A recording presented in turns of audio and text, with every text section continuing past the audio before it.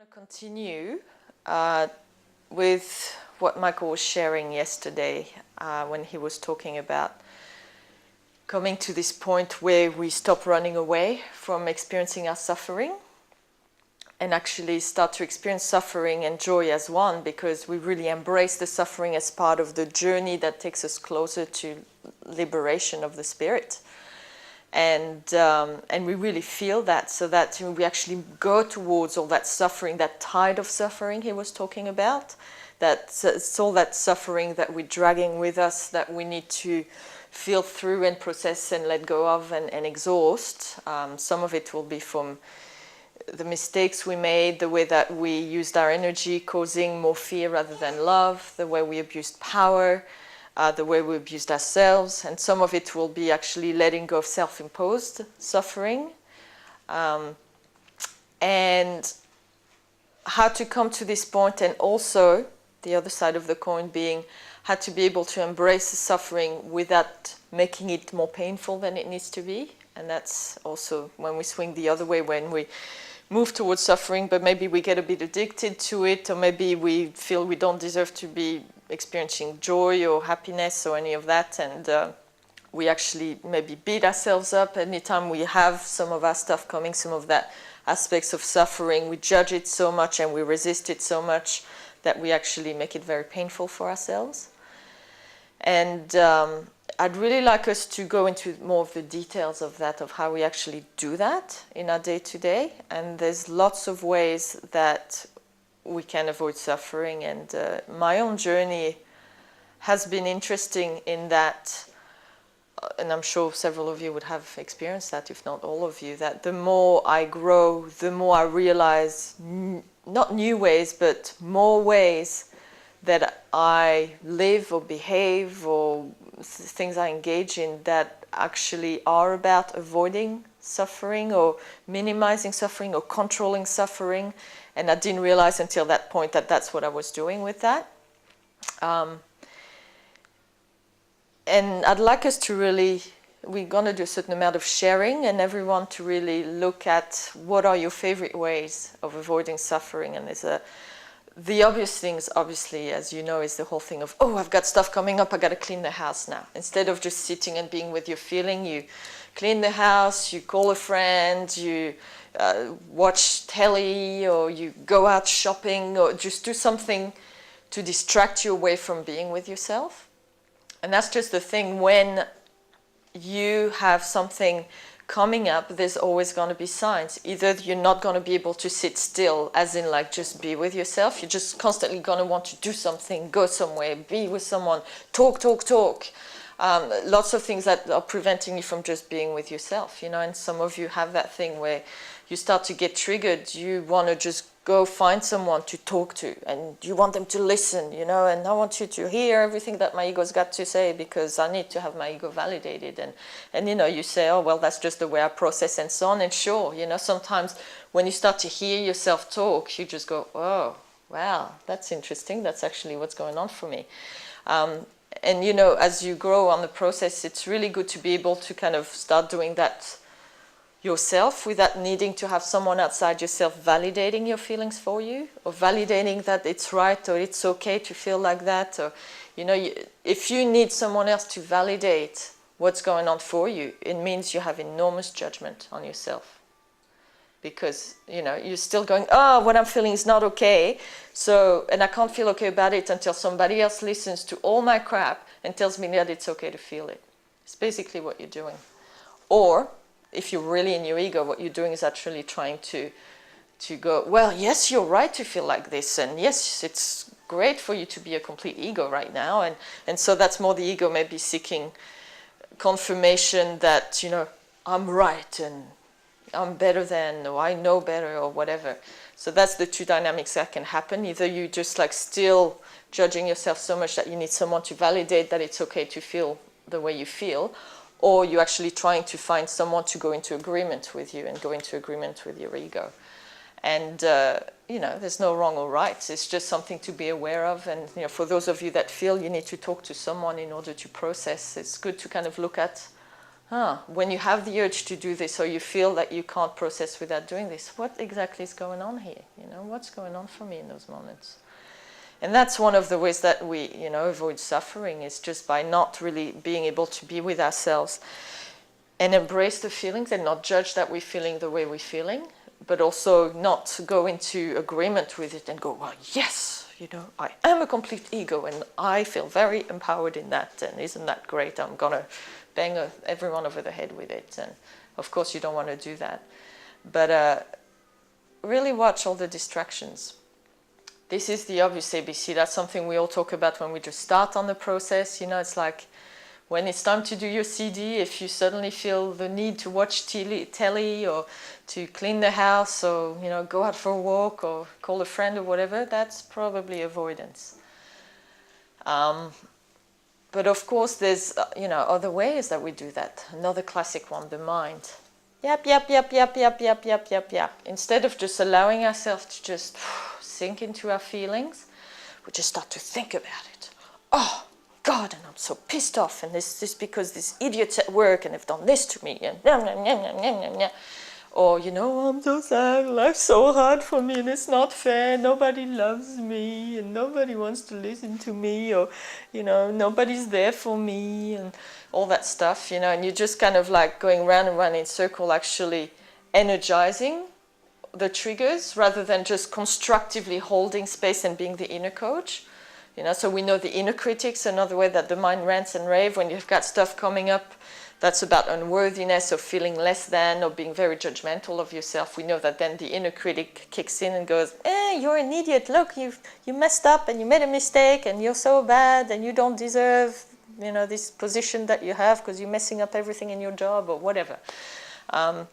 So we know all of that stuff happens when we start to get triggered, when stuff comes up. When the mind starts to kick in and get really active, instead of just going, shut up now, and get really angry with your mind, just go, mind's getting a bit chatty, what's going on? Because when the mind goes chatty, it's always a sign that there's feelings coming up. But instead of just going to the feeling, being with the feelings, you just go in your mind and just start yapping about it. And usually the yapping, if you use some of that more as dialoguing to really explore what's going on for you and to go into the feeling, that's one thing. Where you kind of, to some degree, you're aware that the mind going off is a sign that there's feelings. So you actually connect with the feelings that are going on. And the talking in your mind, or if you're writing your dialoguing, that's more like you giving a voice to these aspects of you so you can really get in touch with what's going on, because sometimes we can feel there's something going on but we can't quite feel it.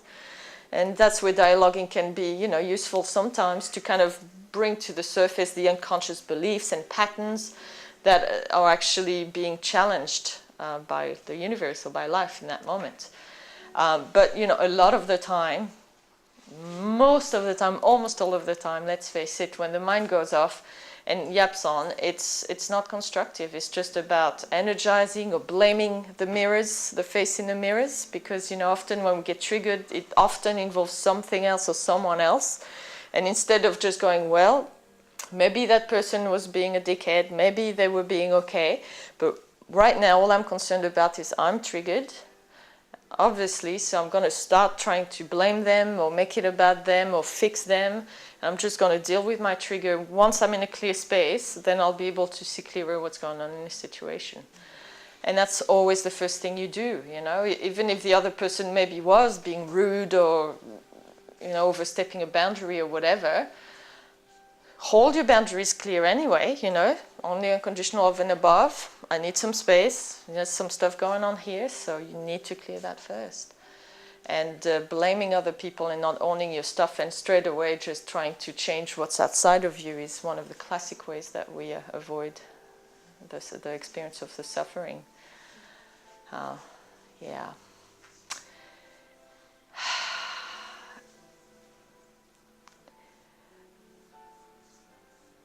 Really, also when you're doing the whole martyr thing, the whole judging yourself, beating yourself up.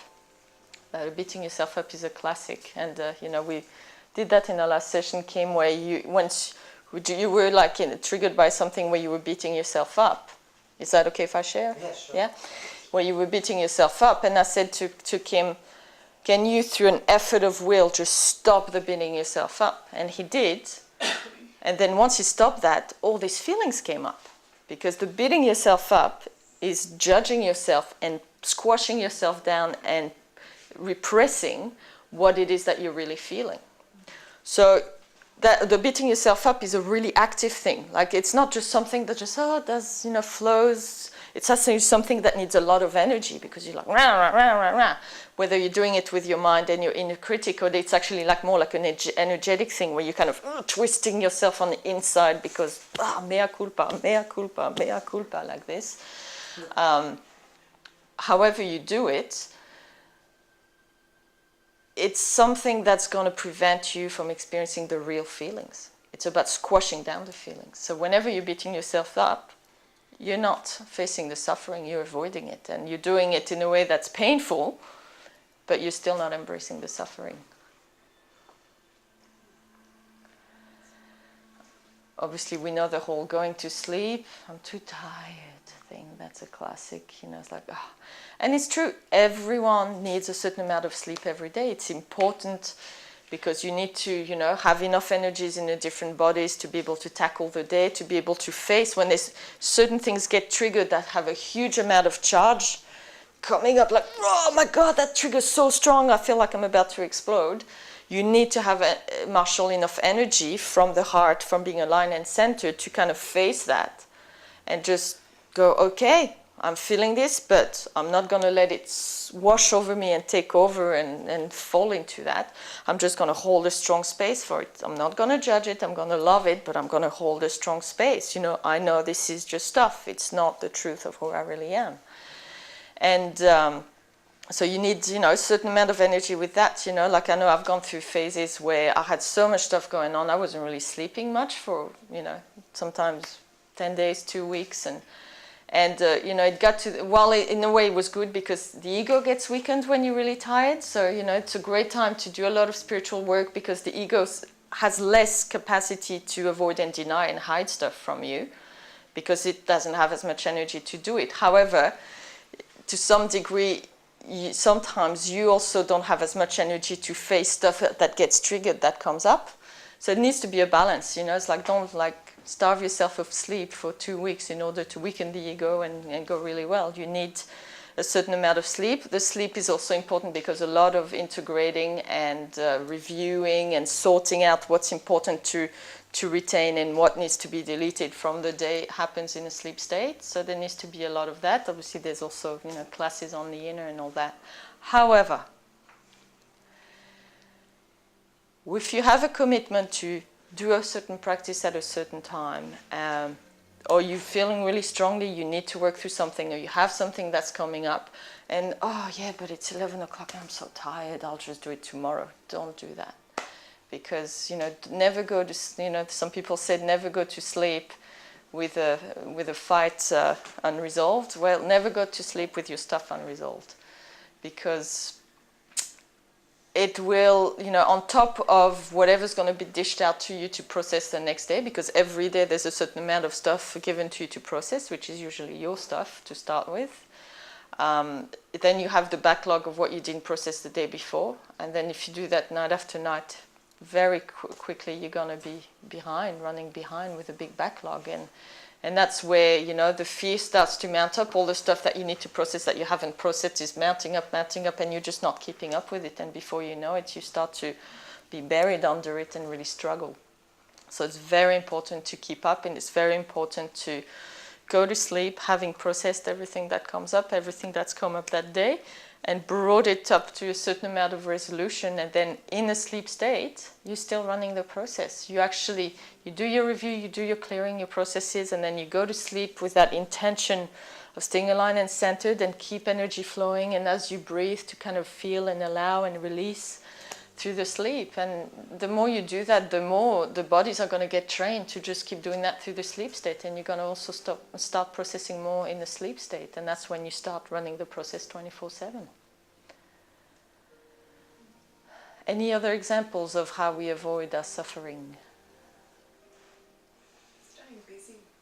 Yeah, staying busy, being busy.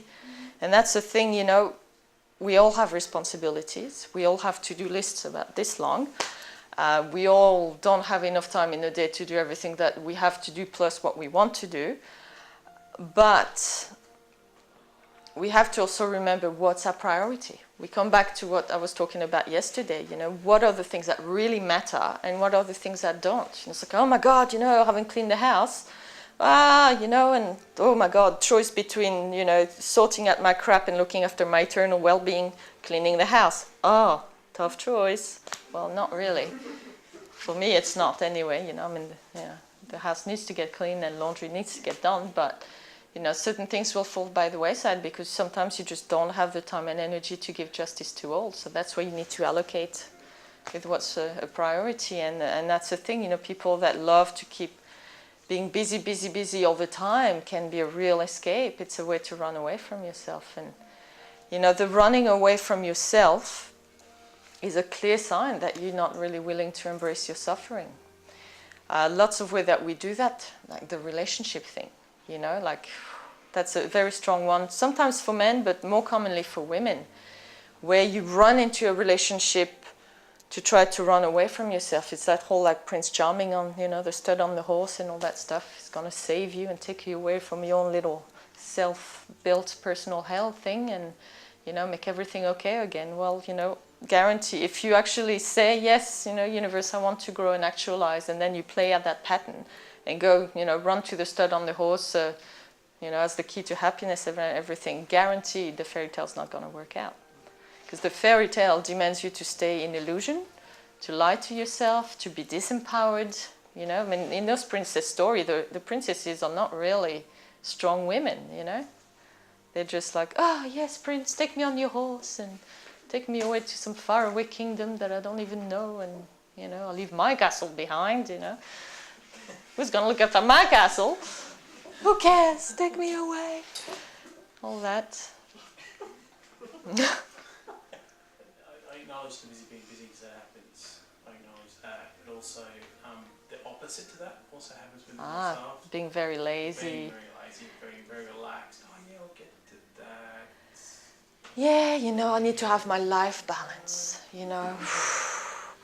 Yeah, you know, I need to have downtime and that's so common in the New Age. I've met a lot of people who swing the other way from the being busy and distracting to that whole obsession with the life balance. Well, you know, you do your work this long and then you need to have chill at time. And of course, you know, there needs to be balance. You know, like Michael was saying yesterday, these bodies need to be well-trained, well-equipped, well-led, and well-resourced. And, you know, the having time to rest and recuperate and regenerate is part of resourcing the bodies.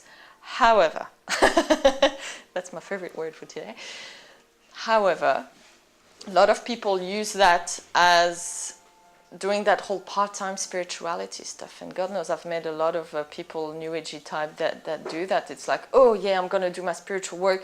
Okay, downtime now, I can go back to being an ego and just blub about. Or, you know, sometimes chilling is about taking a walk. Or for some people it is meditating, but, you know, meditating can also be an escape, but it can also be a wonderful way to get in touch with a lot of things. Depends how you approach it. But, yeah, the getting lazy, I'll do it later, procrastinating, you know. The procrastinating is just a typical sabotage pattern, and that's just always doing later something that you could actually do now. You know, there are some things you can't do everything right now, but if you can do it now, why do it later? And you got to really watch that. Once again, it comes down to this priority. Are you saying I'll do it later out of laziness because the monkey's going, oh, I want to just slouch on the couch and eat chocolate? Or is it just really because it's like, yeah, I'll do that later because right now it's more important for me to just have a meditate or have a rest or something like that. So you got to really not let, you got to prioritize and be really honest about what the motive is.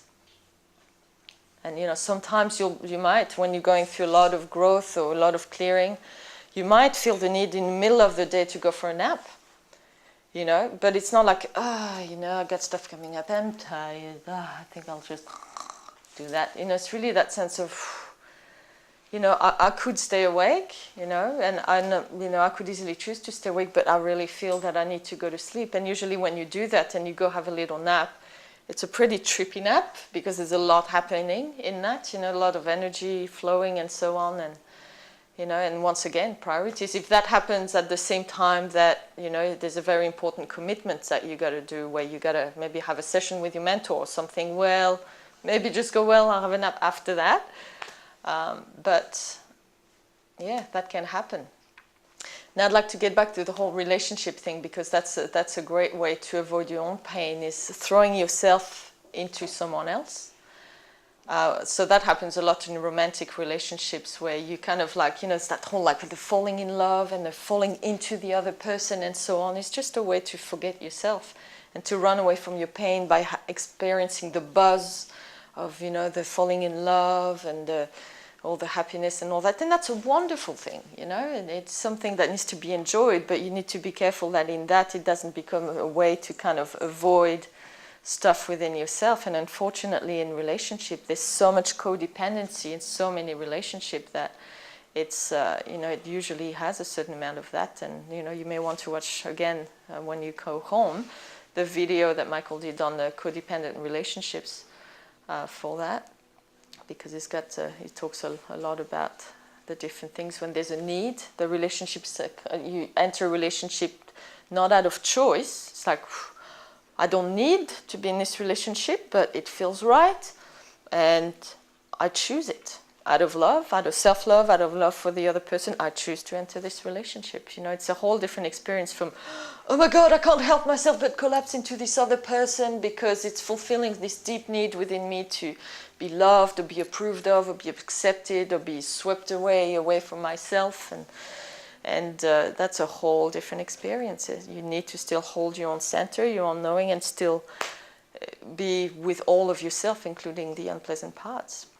But, you know, we do it in friendships as well, in family, you know, like and parents do it with their kids, you know, they just collapse into that whole, oh, my children need me, and that fulfills that need within me, so I'm just going to completely use my relationship with my kids to avoid dealing with my need to be needed, for instance.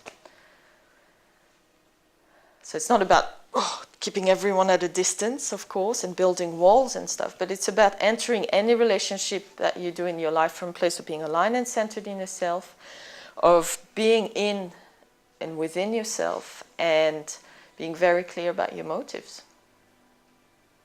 Because, you know, any relationship that you enter in with unclear motives and neediness and wanting you know, it's going to become codependent. So you're going to want the other person to play a role for you, to fulfill those needs, to make you feel better, you know, keep them in my make me happy box. And that's, you know, that's not a recipe for a wonderful relationship. And all relationships go through their challenges. That's just how it is. And really, if you are in a relationship,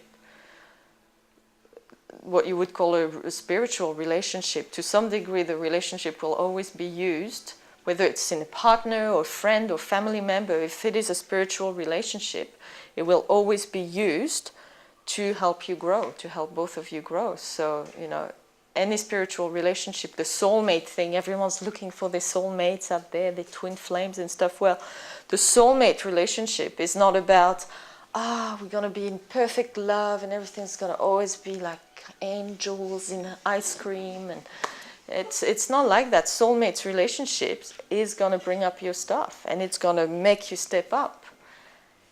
So, you know, you got to really lose the fairy tales, because there's one. The fairy tales is a great way to avoid facing your suffering. You know, it's all about the good life that Michael was talking about yesterday. You know, what is your fairy tale? What is my dream life? My, you know, picture perfect, if it was in a magazine I'd buy it now. And what is the life that you consider to be the good life? And where do you prioritize this over really facing the truth of who you are and how you are and where you're at and what you need to do to be the greatest expression of the being that you are? And, you know, one step at a time, and that's how you get there. You can't skip over there and get there without taking every step of the journey in between.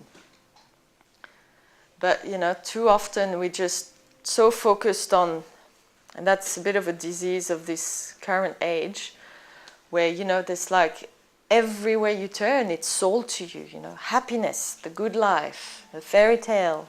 This is how you find, you know, that soulmate and true love thing. And this is how you get, you know, your perfect work-life balance. And this is how you get the happy family with the dog and the 2 kids and a white picket fence. And this is how you get, you know, your good money and your 5 credit cards and your this and that, you know, and whatever, you know. And for some people, the good life is getting drunk and taking drugs and having random sex and going to rock and roll concerts all the time. For people, that's the fairy tale, you know. And within the context of that, well, you know, they may get the fairy tale and feel like they're, you know, being rebellious and different and all this, but, you know, they just everything's possible, but they're obviously engaging in a lot of things that are mutually exclusive to becoming a master. But that's fine, because these people obviously, you know, who choose that to drink and do drugs and rock and roll and so on, and are not interested at all in growing, well, that's what they're choosing, and that's totally fine. And, you know, anyone who chooses a different life, that's totally fine as well. But, you know, if you're here and you're saying, yeah, I want to become a master soul, I want to become a great being, I want to be able to serve, I want to play my part of the divine plan, all that, well, you have to really let go of that fairy tale of the good life, what your perfect life is. And it doesn't mean that you can't have elements of it, but it can never take priority over whatever it is that you need to do to become a master soul, to clear your stuff, to face, you know, your unresolved issues, to clean that tide of suffering. If you do, that's fine, but basically you're saying, well, actually, I'm more interested in living my fairy tale than I am in becoming a great master soul. And that's what you choose, that's fine. Then go off and do that, you know. There's no right and wrong. It's just choices and consequences. That's the life you want to live. That's the direction you want to take your journey. Then fine, go there. You want to turn left? Fine, turn left. I'm turning right. That's good, whatever.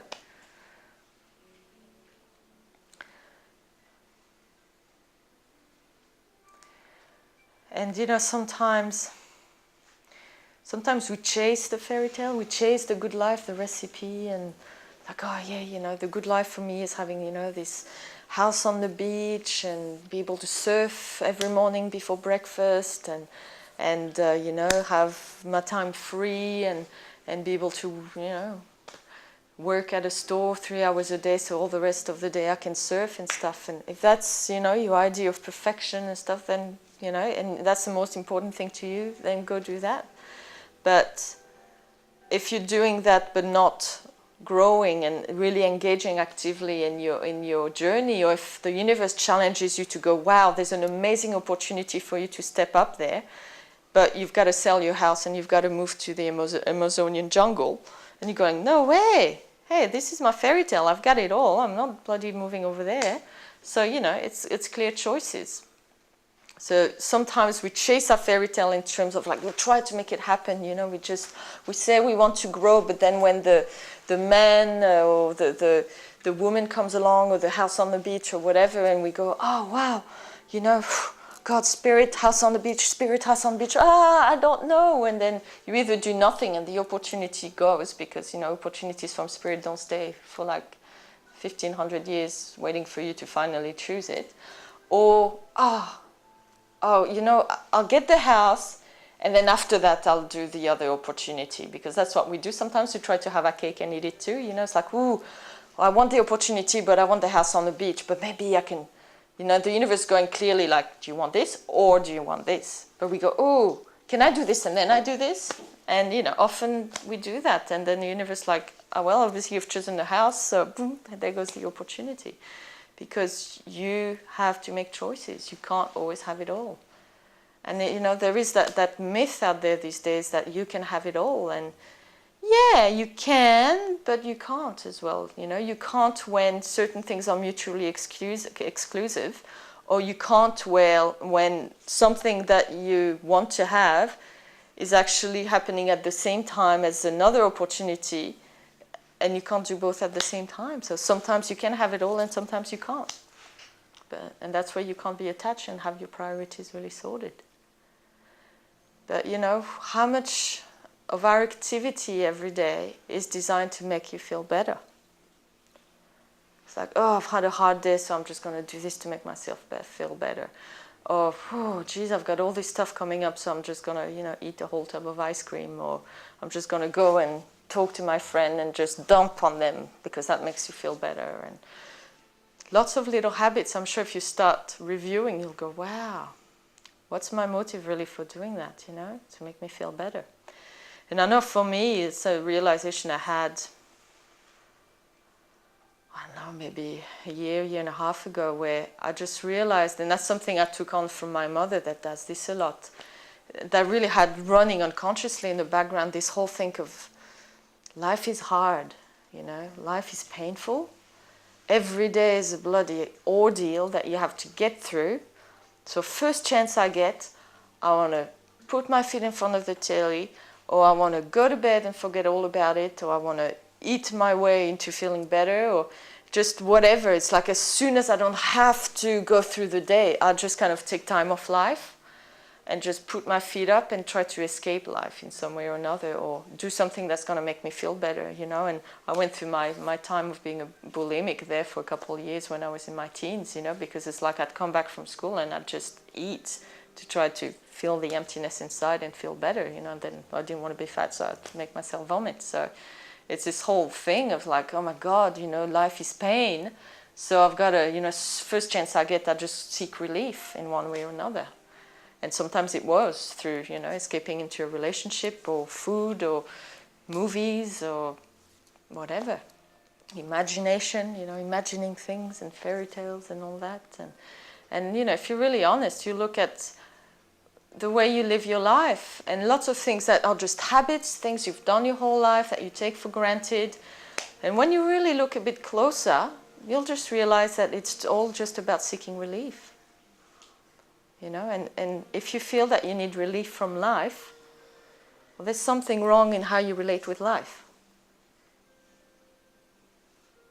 Because life is not pain unless you resist life.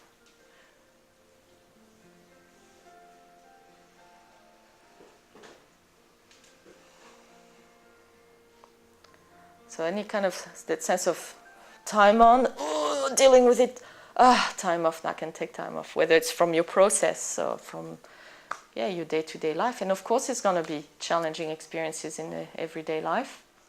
That's how we grow. But we come back down to that whole thing of judging. Oh, this is pleasant. Ew, this is unpleasant. I don't like it, so I'm going to resist it and make it even more painful for myself. Rather than going, this is just life happening. Everything that happens to me is a gift. Everything is an opportunity to grow, to learn, to clear, to take a step forward. And I'm not making my choices based on, what's going to feel good or what's going to bring me relief. But I make decisions based on, I want to be a master soul. How can I grow from this? How can I make the highest choice? How can I be about the highest love?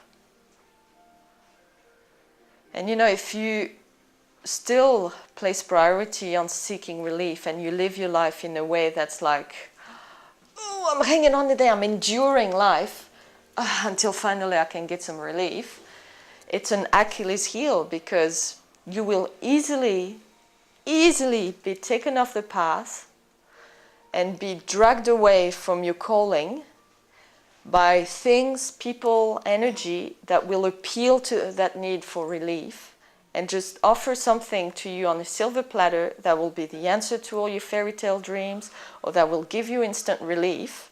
And because you're so like, oh yes, that would be great, that would feel so good, bang, you take that, and before you know it, you've just lost it. You just go off the path, or you've chosen fear, you've chosen to give your power away to something who's appealing to your weaknesses to some degree, because within the context of mastery, these parts of you that are completely all about feeling good and seeking pleasure and seeking relief and all these things, they're weaknesses. Not to be judged as in like, bad, weak, I'm going to crush it because it's weak, it's yucky. It's not like that, but it is weak because it is just the animal taking over. It's just all about the priorities of the animal, and within the context of mastery, that's a weakness because it will get in the way from you making the highest choice and behaving in a way that's ethical. When feeling good is more important to you than doing the right thing, that's not spirit. That's just being a monkey or an ego. And yes, making the highest choice can be torturous sometimes because all these aspects in you are going to scream like, oh, no, but look, the house on the beach, oh, I'm dying inside. And you choosing the highest choice, like, no, we're going to go to that bloody jungle.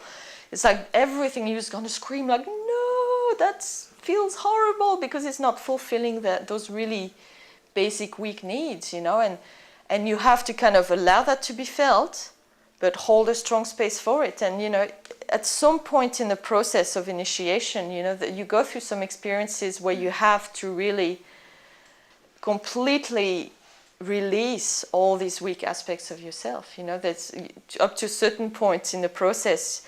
There can be some of these weak aspects, but it's not supportive of your process, and it's going to cause you to, take one step forward, two step back, and stop and start and struggle in moments. So it's not going to help your graceful journey. But there's a point in the process where you can't go any further until you've dropped all these foolish, weak things. It's like there's no way you can complete past this stage while you have all these like, but... just being needed by my kids is more important than making the highest ethical choice. So, feeling good and having my fairy tale is more important. Or whatever it is that you have that's about feeling good, avoiding the suffering, avoiding really owning all the unresolved stuff that you have. You can't go past a certain point because imagine if you keep growing and you start to be given responsibilities within the scope of, evolution and the planet and stuff. And then at a crucial point, you have to make a high choice that's going to really help the planet move forward, but that means you have to leave your whole family behind and leave your kids and your partner and never see them again. And you're like, oh, but I can't do that because, they're my kids and my family and I love them. I'm not saying the choice is going to be, easy, it's completely like no issue, but there's no hesitation. You have to make the choice that's for the highest good, even if on the human level it just is extremely difficult. So, you can start dealing with some of that now, or you can wait till you get to that point where you can't go any further without dropping all your stuff and get slapped with all of it at once. Your choice. And, you may also greatly delay your evolution in hanging on to this need for the feel-good stuff, the good life. It's not about being happy. It's about being true. Happiness, is that concept that's sold to us, the good life, be happy. And it's not about chasing the formula that's going to make you happy. It's about choosing to enjoy the steps that you need to take you to follow your calling, to fulfill your highest potential. And that's going to be torturous to the parts of you that are invested in being an ego, having its little happy formula. But that's why sometimes on some stages of the process when you grow, these parts of you need to be allowed to die to some degree. Because they no longer can be making decisions or having a strong influence. And it's not like, die, you ego. It's not like that. It's just like, it's time to go. It's no longer relevant.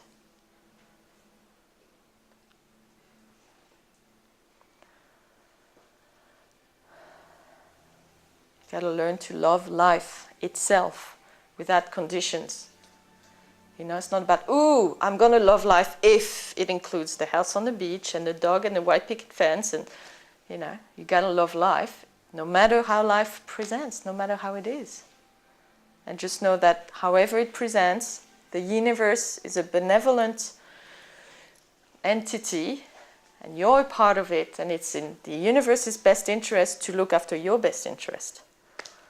So whatever happens to you, unless you're manifesting it through your fear and refusing to acknowledge the truth in all this. But even then, whatever happens to you, there's learning in it, there's a gift in it, and you can use it to move towards your evolutionary goals.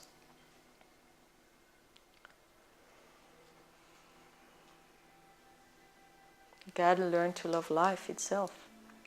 No conditions. It doesn't need to be dressed up a particular way. No attachments, no expectations. Doesn't mean that if you have the opportunity to have your house on the beach and it doesn't get in the way of anything else, that you should deprive yourself of it. Of course not. Sure, the universe is like, hey, you've done a great job. Here's a house on the beach, you can have it. You know, you might not be able to live in it all the time because sometimes you might be called to go there or do that.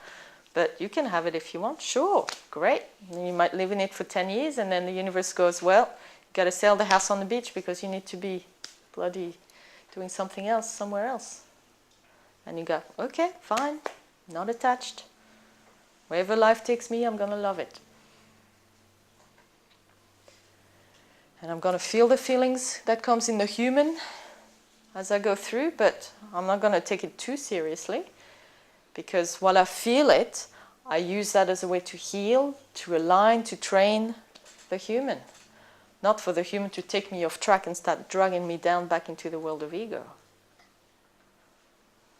You've got to have the courage to live your truth rather than look for what feels good.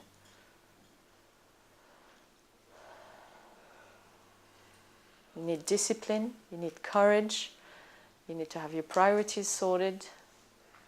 You need to really be committed to living your life in an ethical way, which is about doing the right thing, the highest choice within the context of long-term well-being for the collective, whatever your sphere of influence is.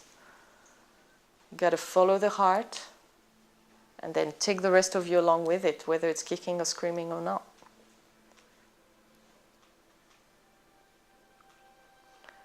Any questions? I just wondered if the two things can't be, if your truth couldn't be all good as well. Not Well, that it doesn't have to be that the feel-good thing is over there and the truth is over there. Yeah, no.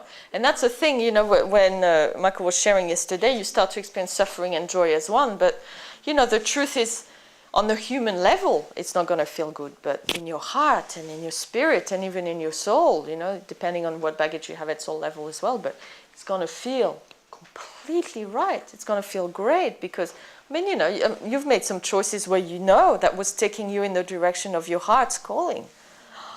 Wow, it's so expansive and it expands, and it's not that warm and fuzzy excitement thing of what feels good to the ego. It's a very different feeling, but that's joy. So you have to some degree to let go of the need for the warm and fuzzies to truly experience joy, because the warm and fuzzies, that's not really joy. You said briefly how to run Cosmosis while you're sleeping, and it just didn't sink in. Well, you first of all, you need to get good at running it when you're awake. And part of that is learning all the steps, and we have all the courses to learn how to run all the steps properly. And then the more you progress with that, the more you realize that the steps are not things that you do one after another, even though you need to first learn it that way. They're different states of being that you need to hold concurrently. So it's like align and center are the first two steps. So we know we need to be aligned and be centered all the time.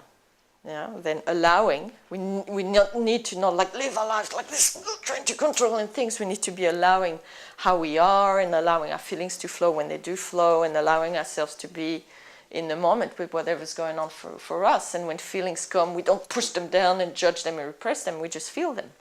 And we acknowledge what's going on with us in any given moments, and we release the judgment and all this. So the more you get good at doing this through your day and realizing that it's just a space you're holding for yourself basically every day, you're always aligned and centered, allowing, and everything flowing, and you're constantly moving within yourself and having that dance of energy within yourself. And just setting it up with the breathing is a really great thing. It's like breathe, just I'm feeling and I'm releasing and releasing the judgment, and constantly doing that, allowing to release as well. And all the steps start to really all work together, not just one after the other. So the more you get proficient with that, the more it's easier to do it in a sleep state, because, in a sleep state, you can't consciously control with your mind trying to think, okay, now I need to align, now I need to center, now I need to do this, now I need to do that, because you're not really like awake in that conscious way. So to some degree, your bodies need to be trained to run the process through the day, holding that way of being, holding that space, to then have the bodies be able to continue doing that in a sleep state. So basically what you do when you go to sleep is basically tell your bodies, we're going to keep running that when we go to sleep. And you go to sleep not as in like, once again, seeking relief from life, or trying to, I'm going to zone out completely and forget that I'm alive on this planet because I hate my life. That's not how you want to approach sleep. You go to sleep as sleep being just another part of your day. And, you're putting the bodies to rest, so they can recuperate and regenerate and go through all the diagnostic and integration things. But there's still, stuff is happening in a sleep state all the time, which is why you have dreams and all that. There's lots of things happening in the body all the time. But you're making it that one of those things that's happening at the time is running Cosmosis all the time. And you'll find that, you'll actually feel more rested when you do that than when you go to bed with unresolved stuff and you wake up in the morning feeling sluggish and heavy and all that. And sometimes it can be pretty trippy. Sometimes it can be pretty intense if there's a lot going on, or it's one of these times of the year, or sometimes when you have a backlog of stuff that you haven't processed during the day, and if you go to sleep and you're processing a lot more during the sleep because you haven't necessarily got on top of it all during the day. So it can be like weird dreams, and you kind of like you're sleeping but you're kind of more like trancing at the same time and so on, and that can happen as well. But that's how you do it. And so you keep doing it night after night after night after night. And when you wake up, if you do wake up in the middle of the night or whatever, whether it's just like stirring around or whatever, train yourself to go, okay, breathing, releasing, feeling, and just making sure that you're still engaging with transforming, letting life flow through you and transmuting and transforming it all the time as you sleep. So it's very much a dance of the bodies. It doesn't really involve the mind up here. It's training yourself to do that. But I suppose we're not doing that whenever we're in the avoidance or the denial or anything that we were talking about earlier on. Yeah. It's not doing any of that. We're not living Cosmosis. Yeah. Definitely, yeah. The steps are not avoid, deny, contract, push.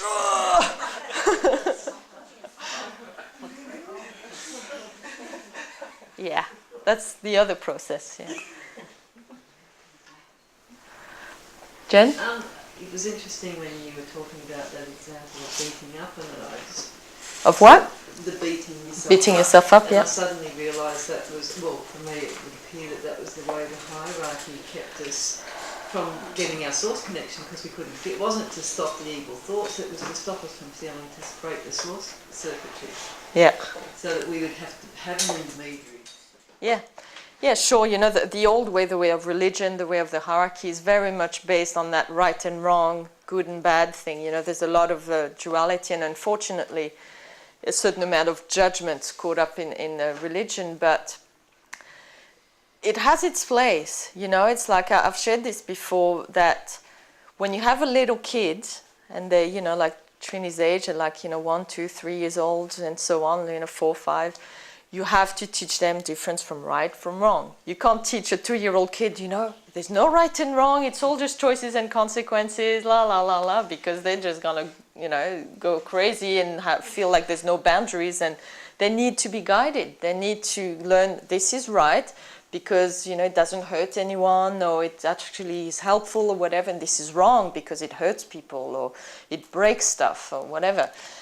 So, in that way, that's kind of the role religion plays in bringing a sense of morals and morality, in that, it's like people who have been completely rampant with their ego and just completely indulging all these selfish desires and sexuality and so on, they start to enter a phase where they need to be civilized.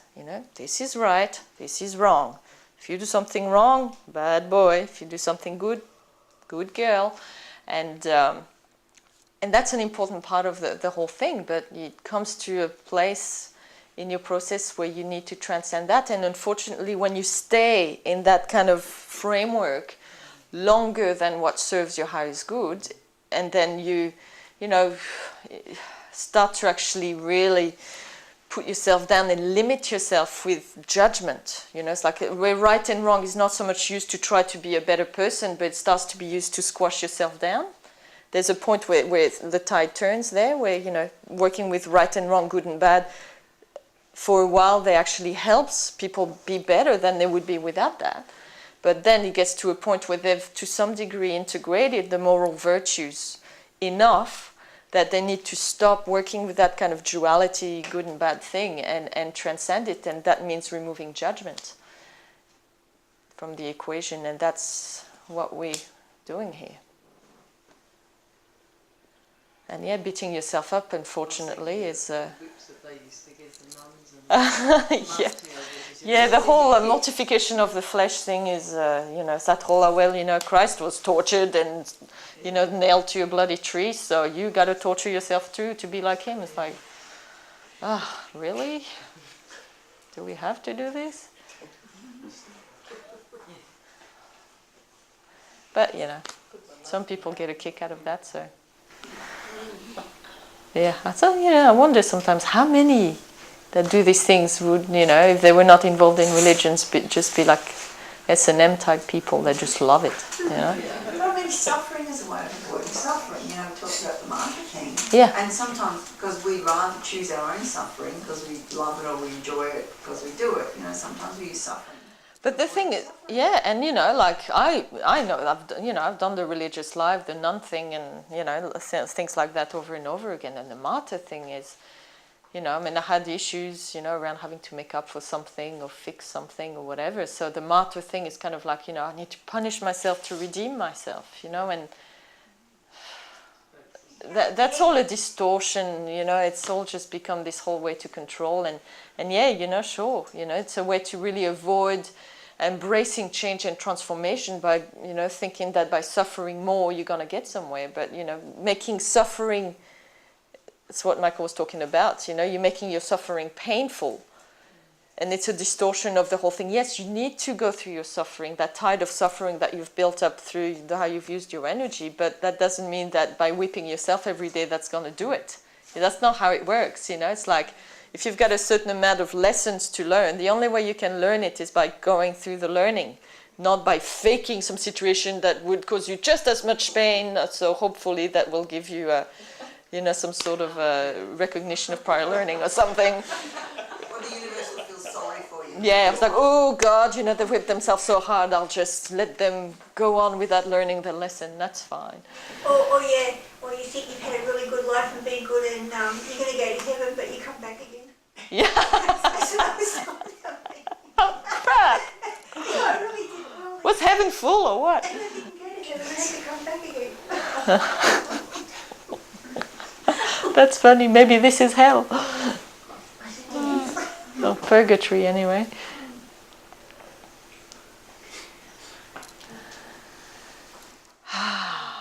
So do we all get some sense of things that we do or how we are with ourselves or not are with ourselves and so on that are actually about this whole avoiding suffering or causing our suffering to be painful through resisting it, or seeking pleasure rather than just making the right choices or following the ways of mastery.